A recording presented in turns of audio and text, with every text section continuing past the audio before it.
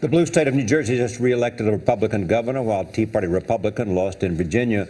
Some observers say this sends a message to Washington. Walter Isaacson heads the Aspen Institute. He spent decades covering politics, becoming managing editor for Time magazine. He also wrote the best-selling biography of Steve Jobs and his success at Apple. Welcome. Thank you, Good to see you. Good to see you. Great to be with you. So, since you've spent decades watching politics, what do we read from these elections and how they may impact the 2014? You know, there's a wonderful story about Einstein. He's come to America. Another subject of your biography. I did a biography of him. And he's watching in the early 1950s when America's going through McCarthyism, and he writes his son and says, I've seen this happen before. It's like Nazi Germany. It's like the communists. This country's going to go off of a cliff.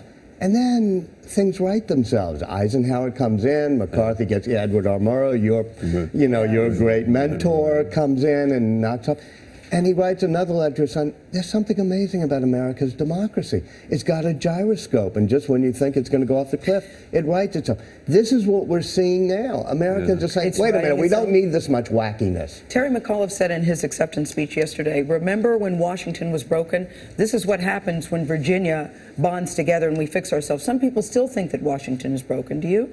Oh, yeah, Washington is terribly broken, and there's some very bad structural problems. Obviously, you've talked about them many times before, but from gerrymandering to the echo chamber and the blogosphere, there are a lot of things that make things bad. What's particularly different this time is back in the 1950s or even in the 1840s leading up to the Civil War, you didn't have very ideological parties. Now you have the Democrats very much to the left, Republicans very much to the right.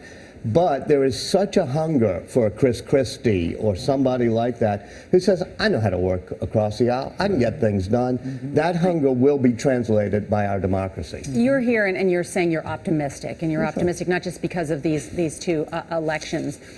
And yet, the system is still the same. The gerrymandered districts still exist, where you used to be, even when I started covering politics, you would have closely fought races. Now most of these congressional districts are highly red or highly blue. And and you don't have to appeal to moderates in order to win. Why? So why are you optimistic? Absolutely, and Nora, you put your finger on what I think is the biggest problem. You could get rid of gerrymandering the way in California they've done so. You could overcome it. I grew up in New Orleans. We used to have one great, district that was New Orleans, and it was Hale Boggs, a moderate Democrat who had to get both black votes and suburban whites and liberals and conservatives, and so he was a person who brought us together. They cut that city and gerrymander it, and soon you have somebody on the far left, far right.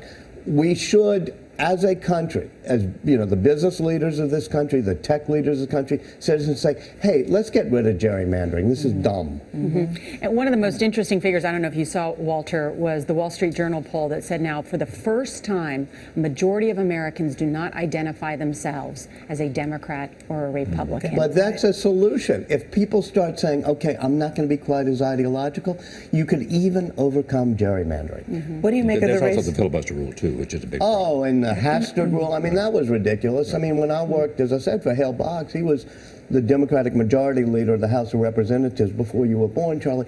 And, he never had a rule that says we will not bring to the floor something that a majority of our caucus is in favor of. He would say, if we're going to pass this civil rights bill, we're going to get some Republicans, some Democrats, whatever it may be. So there are many things that are quirky you have to fix. But that's what Chris Christie ran on. He said, I don't do this in New Jersey. We don't need to do this in Washington. As somebody who knows a thing or two about a good biography, Benjamin Franklin, Albert Einstein, Steve Jobs, of course. Yeah. What do you make of Mackenzie Bezos posting on Amazon where she really knocked the book that was written about the company, her husband, I think that's cool. I mean, this is what America's all about, which is the ability, to have many voices. A point she makes that's that's very interesting to me is when you have a narrative arc in a nonfiction book, you have to, and you can see what Nick Bilton did, he had a lot of great reporting. You have to make sure you don't get trapped into that narrative arc.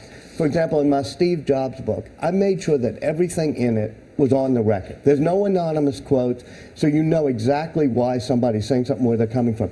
I also, even though the narrative arc sometimes said Steve could be a tough boss, everybody I talked to, and they all got quoted, said, but I wouldn't have given up working for him for anything in the world because he was the most inspiring, charismatic leader. So even though it doesn't make a simple narrative, that's why the book's, got to be long, you have to say, I'm willing to break out of that because even though I'm saying that a Steve Jobs or whoever it may be is a tough character, I'm also saying it ties into the genius. And people stuck with him. People, in Steve Jobs' case, but also in Jeff Bezos' case, they're both total geniuses. They both have loyal people working for them.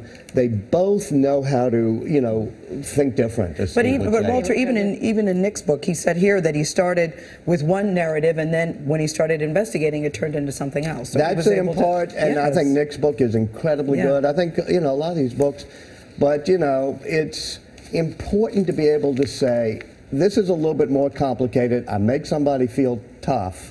All right. But I also show that he was loved and he was able to be a genius. And that was certainly the case with Steve Jobs. All right, Walter, always good to see you.